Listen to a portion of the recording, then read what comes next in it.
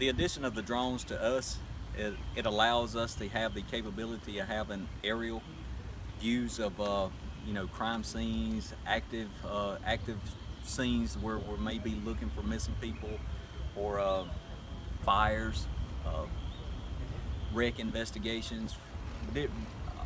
A lot of stuff that we can use this for that we would not have the ability to.